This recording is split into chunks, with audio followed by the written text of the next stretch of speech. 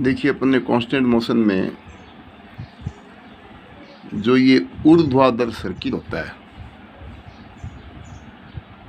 ये वृत्त है। ऊर्ध्वाधर का मतलब इसकी व्यास खड़ी व्यास है, ये जो यहाँ टिका हुआ कर्स में।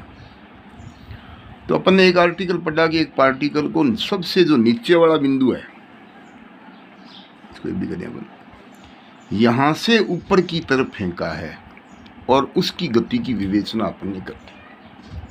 आज अपन सर्किल का दूसरा आर्टिकल पढ़ रहे हैं कि एक पार्टिकल, अच्छा नीचे से फेंकेंगे तो उसको कोई वेग देना पड़ेगा, अपने आप तो जाएगा नहीं। आज अपन पार्टिकल को सबसे ऊपर वाले बिंदु से वृत्त के साथ साथ नीचे की तरफ गति करा रहे हैं। तो ऊपर से नीचे तो गति कराने के लिए पार्टिकल को वेग देने की ज़रूरत नहीं पड़ेगी और पार्टिकल स्वतः ही नीचे आ जाएगा। तो माना m द्रव्यमान का कोई कण, let a particle of mass m, माना आप लिखते जाओ साथ साथ ही, m द्रव्यमान का कोई कण is sliding down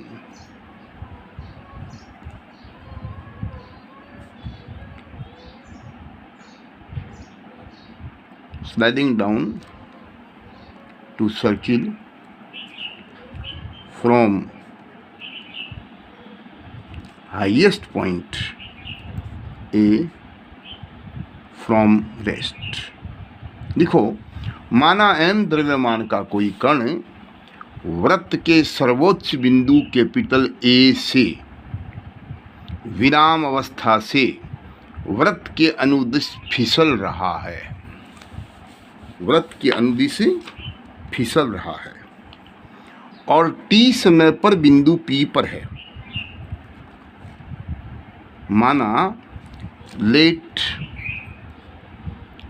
eight time t particle is at v at p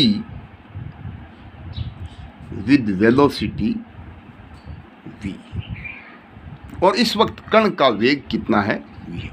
तो p पर देखो, एक तो नीचे की तरफ वेग होगा, बल होगा mg, और एक ये जो केंद्र है,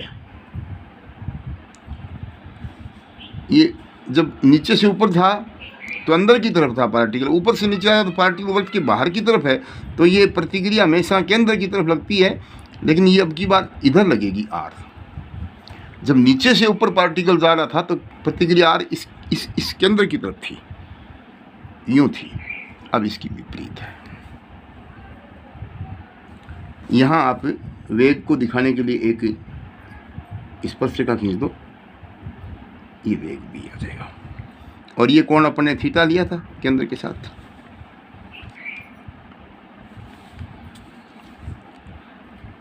तो गति का समीकरण क्या हो जाएगा, दो समीकरण होंगे। गति के कितने समीकरण होंगे, दो। एक तो कौन सा, स्पर्श रेखीय समीकरण, एक अभिलंबिक समीकरण। तो पिछले आर्टिकल में आपने क्या देखा था कि स्पर्श रेखीय समीकरण जो टेंजेंशियल इक्वेशन ऑफ मोशन होता है, उससे एनर्जी इक्वेशन प्राप्त होता है। तो आप क्या लिखोगे, from tangential equation of motion we get, ये डायरेक्ट लिख सकते हो, एनर्जी इक्वेशन। गति के स्पर्श रेखीय समीकरण से हमें ऊर्जा समीकरण प्राप्त होता है। क्या होता है ऊर्जा समीकरण बेटा, t समय पर वेग v है ना, तो गतिज ऊर्जा होगी 1/2mv² माइनस 1/2m। प्रारंभिक वेग 0 था, अब की बार 0। पिछले आर्टिकल में यहाँ u था इनिशियल वेलोसिटी, अब इनिशियल वेलोसिटी 0 है, इज इक्वल टू, और पिछले में था -mgh। माइनस क्यों था कि mg हमेशा नीचे होता है, पार्टिकल नीचे से ऊपर जा रहा था, इसलिए दिशा विपरीत थी। अब तो पार्टिकल भी ऊपर से नीचे आ रहा है और mg भी नीचे, तो ये हो जाएगा mg, और h कहते हैं हाइट को। पार्टिकल a से गिरा और t समय पर यहाँ है, तो हाइट ये होगी इसकी, यहाँ से लेके यहाँ तक की। और ये हाइट कितनी आई थी पिछले आर्टिकल में, a minus a cos theta. m से m कैंसिल हो गया, 2 को उधर ले जाएं तो क्या फार्मूला आ गया, वी स्क्वायर बराबर 2AG minus 2AG cos theta, समीकरण नंबर 1। तुलना करते रहो। पिछले आर्टिकल में जब पार्टिकल नीचे से ऊपर था तो वी स्क्वायर बराबर था you square minus 2AG plus 2AG cos theta था। यहाँ पे u इसमें 0 इसलिए आ गया। उसके बाद कौन सी समीकरण होगा, by normal equation of motion. Normal equation होती है अभिलंब की तरफ, तो क्या होता है इसका फॉर्मूला, द्रव्यमान इंटू त्वरण वी स्क्वायर बटा रो का मतलब ए हो गया, इज इक्वल टू, अब आर ऊपर लग रहा है, पार्टिकल ऊपर से नीचे आ रहा है तो आर तो हो गया माइनस का, और एम जी नीचे आ रहा है, एम जी कोस थीटा। ये जो समीकरण आया था टेंजेंशियल इक्वेशन मोशन आया था। टेंजेंशियल इक्वेशन मोशन क्या होती है, ध्यान है क्या, M V D V by D S is equal to M G sine theta. अरे उसमें भी ये थी, और इसको अपन सरल करते हैं। ये लिखा क्यों नहीं अपन ने, आप डायरेक्ट लिख सकते हो कि टेंजेंशियल इक्वेशन ऑफ मोशन से हमको एनर्जी इक्वेशन प्राप्त होती है। तो टेंजेंशियल इक्वेशन लिखने की आवश्यकता नहीं है, उससे तो एनर्जी इक्वेशन लिख दो, ठीक है। और ये होगी नॉर्मल इक्वेशन। यहाँ वी स्क्वायर का मान ये रख देंगे अपन, तो माइनस आर को इधर लिया तो आर बराबर कितना आ गया बेटा, एम जी, आर को इधर लिया अपन तो एम जी कोस थीटा तो यहाँ है ही, और ये प्लस माइनस एम बाई ए और वी स्क्वायर का मान, वी स्क्वायर इसमें देखो 2a कॉमन आ रहा है तो ब्रैकेट में आ गया जी माइनस जी कोस थीटा, जी नहीं सॉरी ये क्या लिया आपने, हाँ ए माइनस ए कोस थीटा, क्या लिख गया ये 2AG है ना, ये just minute, M G M by A, V square का मान कितना है 2AG minus 2AG cos theta, बिल्कुल ठीक है। ये मान रख दिया, ये वी स्क्वायर का मान यहाँ रख दिया हमने, ए से एन सी कैंसिल हो गया, तो ये आर का मान कितना आ गया, देखो एक तो 2mg कोस थीटा प्लस का आ गया, एक तो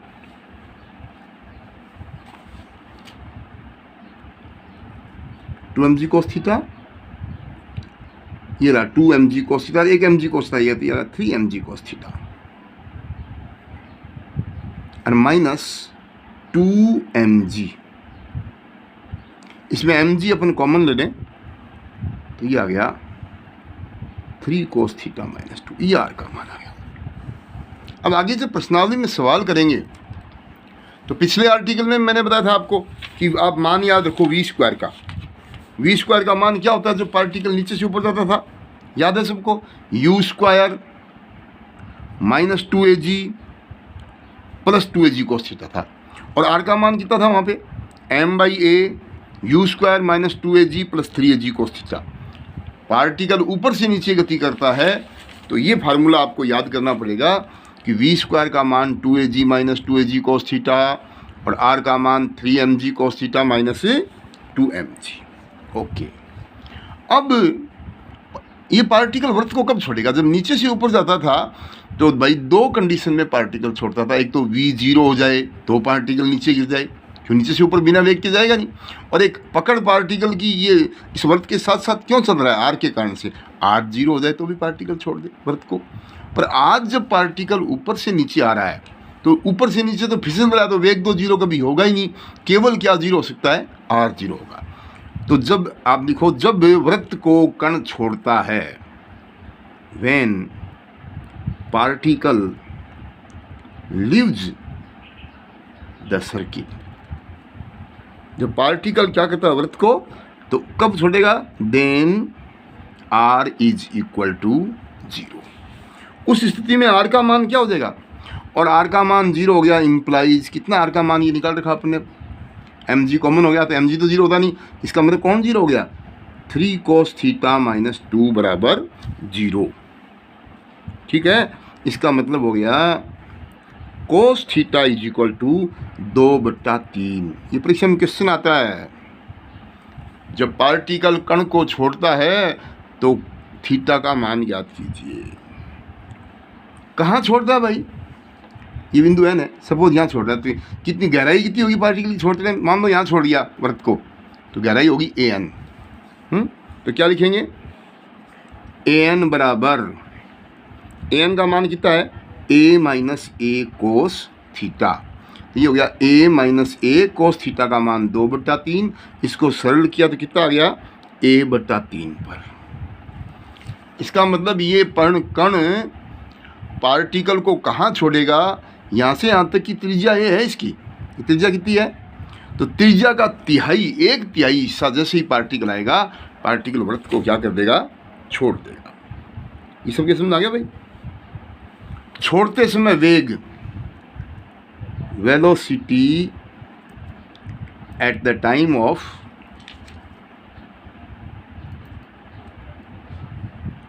leaving the circle, वृत्त को छोड़ते टाइम कण का वेग। पूरा फार्मूला ऊपर 1 नंबर में, v² बराबर 2ag माइनस 2ag, और कोस थीटा का मान छोड़ते वक्त कितना है, 2/3, तो 2/3।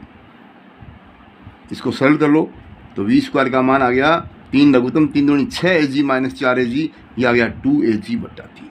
ये छोड़ते वक्त पार्टिकल के कण का वेग का फार्मूला आ गया। ये सब क्या समझ आ रहा है। इक्वेशन नंबर 1 हो गया, इसको 2 मान लें, इसको 3 कह दें, इसको 4 कह दें, इसको 5 कह दें। जब पार्टिकल कण को छोड़ देगा तो ये तो फ्री हो गया। तो 12वीं क्लास में आपने पढ़ा है, किसी पत्थर को u वेग से फेंकते हैं तो उस पत्थर को प्रोजेक्टाइल कहते हैं, प्रक्षेप्य कहते हैं। और उसको u वेग से अपन ने फेंका और वो यदि थीटा कोण बनाता है, ठीक है, तो उसके वो जो गति होती है कण की, वो परवलयिक होती है। वृत्त को छोड़ने के पश्चात, after leaving the circle, particle becomes projectile. लिखो, वृत्त को छोड़ने के बाद यह कण प्रक्षेप्य बन जाता है, इसलिए इसके पथ का समीकरण होगा equation of path by formula. ये फार्मूला याद कर लीजिए, फार्मूला 12वीं क्लास का है। ये फार्मूला लिख रहा हूँ मैं, y बराबर x tan alpha minus 1/2 g, और ऊपर आएगा x²/2 तो ऊपर लीजिए अपने u² cos² अल्फा। अल्फा छोड़ते टाइम का कौन है, x जहाँ छोड़ा है उसका x निर्देशांक है, जैसे p को p पर छोड़ा पार्टिकल, p के निर्देशांक है xy। तो ये अपन मान रखेंगे, तो यहाँ आ जाएगा y बराबर x tan theta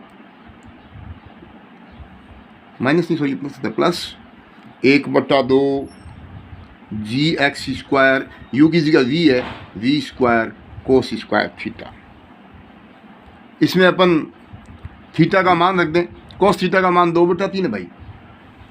cos theta का मान कितना है, 2/3। समकोण त्रिभुज बनाना, cos कहते हैं आधार बटे कर्ण, 9 और 4 5, ये √5 आ गया। तो ये क्या आ जाएगा, y बराबर x tan थीटा का मान लंब बटे आधार, तो √5/2। अरे cos थीटा का मान ऊपर कितना आया, छोड़ते टाइम 2/3 आया ना, तो cos थीटा का मान 2/3 एक समकोण त्रिभुज बना दे बेटा। cos कहते हैं आधार बटे कर्ण, तो लंब इसका √5 आ गया। तो tan थीटा का मान क्या था, लंब बटे आधार √5/2, और प्लस का ऊपर तो आ गया gx², और ये 2v², v² का मान रख दे, छोड़ते टाइम v² का मान 2ag/3 है, 2ag/3, और cos² थीटा, cos थीटा का मान 2/3 है, तो ये हो गया 4/9। तो समीकरण आ गया y बराबर √5x/2, और प्लस ये सरल कर देना, इसको 9 3 27 से कटकटा करके ये आ गया 27/16 x²। ये आपका दूसरा आर्टिकल है। पार्टिकल को अपन चैप्टर पढ़ रहे हैं कांस्टेंट मोशन, प्रतिबंधित गति का। और इसमें एक आर्टिकल तो हमने कर दिया, वृत्त में पार्टिकल नीचे से ऊपर जाता है, और दूसरा पढ़ लिया पार्टिकल ऊपर से नीचे आता है। जैसे ये दो आर्टिकल वृत्त के पढ़े, ऐसे दो ही चक्रज साइक्लोइड के पढ़ेंगे। अब इन दोनों पे आप सवाल जो है वो कर सकते हैं आराम से। मैं आज पहले एक नीचे से ऊपर की गति का सवाल कर रहा हूँ आपको, ठीक है।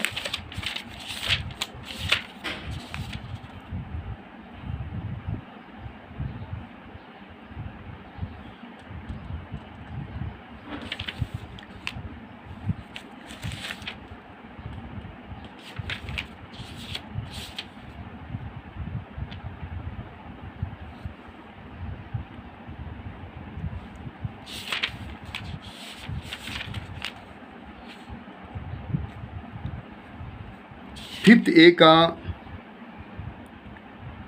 पहला क्वेश्चन अपन ने किया था। तीसरा क्वेश्चन देखो, फिफ्थ ए का थर्ड क्वेश्चन। बुक खोलो भाई, डायनेमिक्स की किताब खोल लो आप। एक भारी कण किसी स्थिर बिंदु से एल लंबाई की डोरी से लटकाया जाता है। यदि कण को इतने वेग से प्रक्षेपित किया जाए तो सिद्ध करो कि कण क्षैतिज व्यास के सिरे और उच्चतम बिंदु पर जब होता है तो डोरी में तनाव का अनुपात। देखो डोरी का मतलब इस पार्टिकल तो डोरी बंद हो गए यूं, ये त्रिज्या होगी, लंबाई कितनी है डोरी की एल, ये ऊपर की तरफ यूं जाएगा, प्रारंभिक वेग यू होता है, नीचे से ऊपर जा रहा है भाई पार्टिकल यूं। यू का मान कितना दे रखा तेरे को, √6GL, ये वर्त बना देना। टी समय पर पार्टिकल यहाँ बिंदु P पर है, इसको मिला देगा। ये बल कितना होता है R, तो डोरी में R का मतलब है बाहरी बल, डोरी में बाहरी बल के रूप में तनाव T उत्पन्न होता है भाई। ये T क्या है, R है, ये है तनाव, ये क्या चीज़ है, टेंशन है। तो बस R की जगह T आ गया, मैंने जो आर्टिकल में A लिया था उसकी जगह L आ गया यहाँ पे, और U की जगह ये आ गया। तो यहाँ समीकरण क्या होगा, एक तो V² बराबर U² - 2AG + 2AG cos theta. दूसरा क्या होगा, R बराबर M/A U² - 2AG + 3AG cos theta. ये दो फार्मूले हैं। आप क्या लिखोगे, प्रतिबंधित वृत्त में प्रतिबंधित गति के स्पर्श रेखीय समीकरण से, अभिलंबिक समीकरण से, ये दो फार्मूले याद रखोगे। हियर u का मान कितना है, √6GL, और r का मान डोरी में तनाव T है, ठीक है बेटा। तो तनाव कहाँ कहाँ देखना तेरे को, डोरी में तनाव का अनुपात निकालना। एक तो कब, एक तो क्षैतिज व्यास के सिरे यहाँ पर, और एक उच्चतम बिंदु पर, इसको अपन AB का दें और इसको CD का दें। तो टेंशन T at C, सबसे पहले तो C पर टेंशन निकाल, इसको T1 का दें। टेंशन का फार्मूला क्या है, M/A, यानी त्रिज्या या डोरी की लंबाई L है, U² का मान 6GL हो गया, U का मान √6GL है, माइनस का 2A की जगह है ना LG, और प्लस 3LG, और यहाँ थीटा का मान बेटा ये 90 डिग्री हो गया, तो कोस 90। अरे इस बिंदु पर C में थीटा का मान, ये जो कोण है कितना गया, यहाँ से यहाँ तक 90 आ गया। सरल करो तो T1 का मान कितना आ गया, M/L, 6GL में से 2LG घटाना 4LG, और कोस 90 का मान 0, L से L कट गया, कुल मिला के T का मान आ गया 4mg।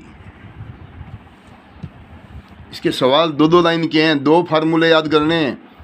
वृत्त में नीचे से ऊपर पार्टिकल गति करता है तो उसका वेग T समय पर V² बराबर, सीधा लिख सकते हो आप, ये U² - 2AG + 2AG cos theta, और बाहरी बल R बराबर M/A U² - 2AG + 3AG cos theta.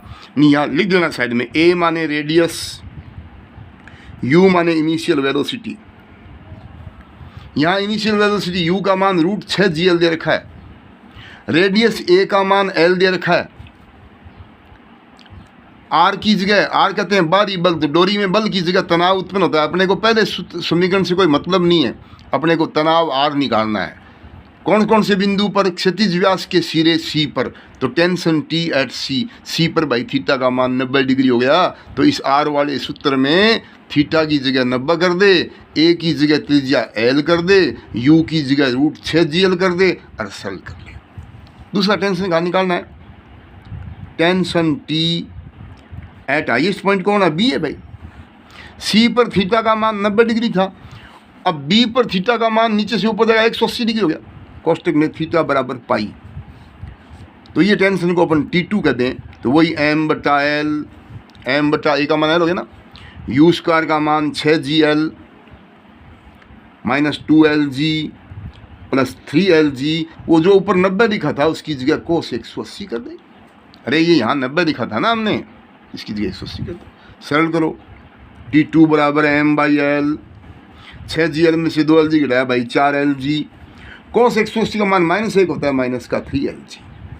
सरल किया, कितना गया? ये LL कॉमन आ गया, L से कट गया m, 4G में से 3G घटाया × G आ गया। कितना आ गया? तो T1 अनुपात T2 कितना हो गया? 4:1। किताब का सबसे सरल टॉपिक है। आप घर बैठ के आज 5A और 5B के सवाल कर सकते हो सारे। कल मैं कराऊंगा आपको साइक्लोइडियल मोशन। दोबारा सुनो, 2 आर्टिकल हैं सर्कुलर मोशन के, वो अपन ने कर लिए दोनों। सर्किल में नीचे से ऊपर और ऊपर से नीचे, सर्किल है ना, नीचे से ऊपर का आर्टिकल पढ़ लिया और ऊपर से नीचे का भी पढ़ लिया। चारों समीकरण, इसके V का R का फार्मूले याद रखो, 2 नीचे से ऊपर के, 2 रखो, ये तो नीचे से ऊपर के हैं। और ये आज कराया था मैंने V² और R का मान ऊपर से नीचे के। आर्टिकल पहले ढंग से कर लो, न्यूमेरिकल में ये V² का R का मान डायरेक्ट आपको निकला है। सवाल इसकी चर्चा लाइन के हैं। तो सर्कुलर का अपना हो गया, कल कराएंगे साइक्लोइडियल मोशन। Thank you.